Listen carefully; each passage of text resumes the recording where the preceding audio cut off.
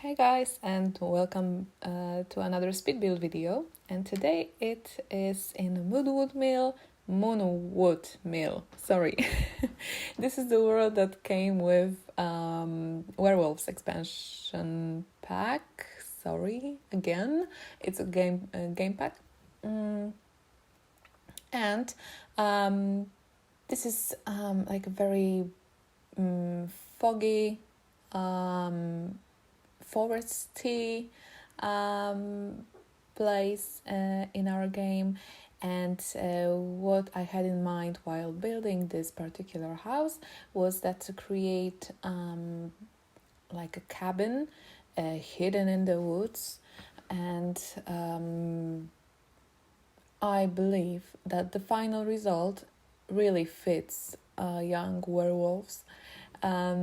So yeah, well, basically this is a starter house, so your sim can easily afford it while starting the gameplay, because it's about 16,000 simoleons, and it's still affordable even with a lot price. So yeah, this is the exterior of this house is really dark. I've chosen dark roofing, dark wood panels on the walls, and dark flooring as well. Another thing is that in order to create this foresty, hidden in the woods vibe, I used a lot of debug plants and debug objects on the outside because they basically cost nothing, and I wouldn't fit in the requirements of a starter house if I went for the normal plants or trees. So basically, in order to have access to the debug plants and basically debug menu,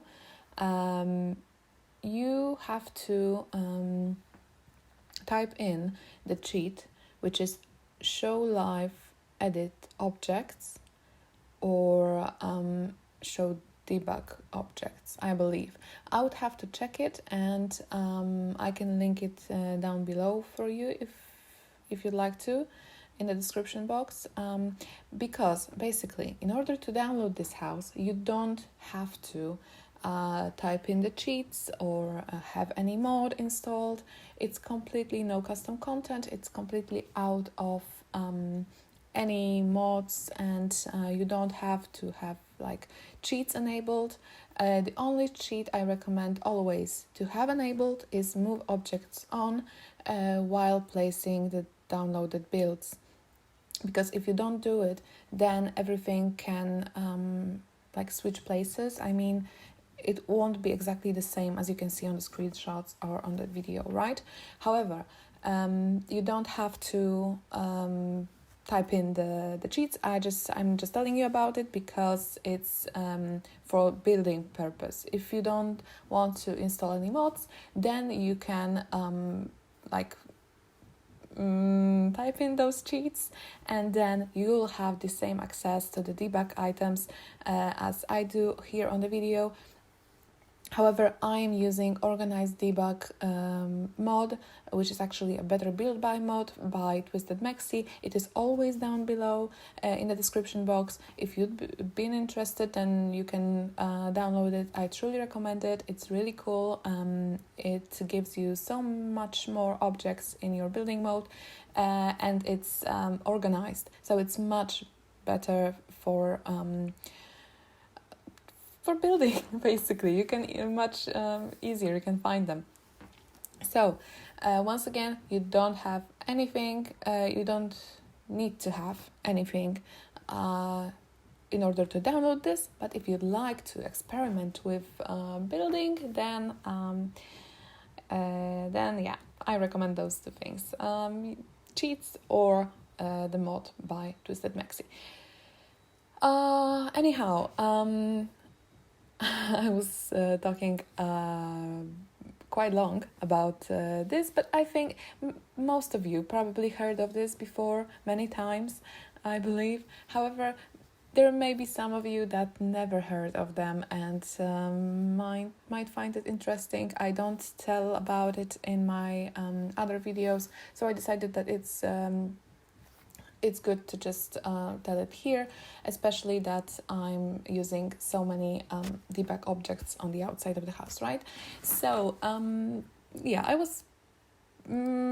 struggling with stairs because I had to do them from the second floor, because when I was placing them from the first floor, then they weren't functional. I don't know what happened. Maybe it's something with another update that came recently.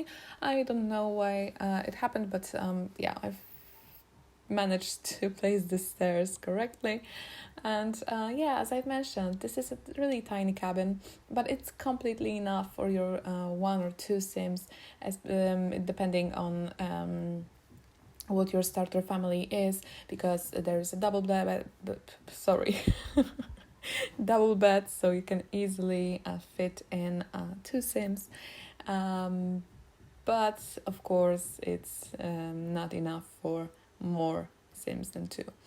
But it's a classic starter, so this is another thing. I didn't want to make it very personalized, or I didn't want to put many paintings and decorations, because it's a starter house, right? So you're just, this Sim doesn't have any background story yet.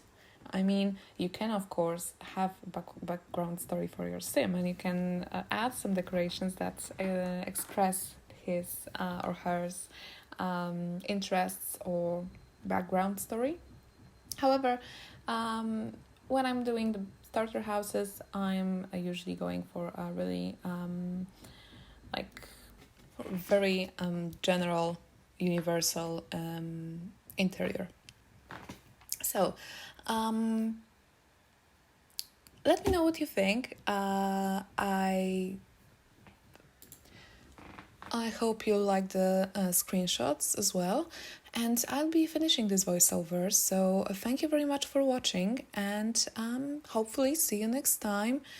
Bye bye.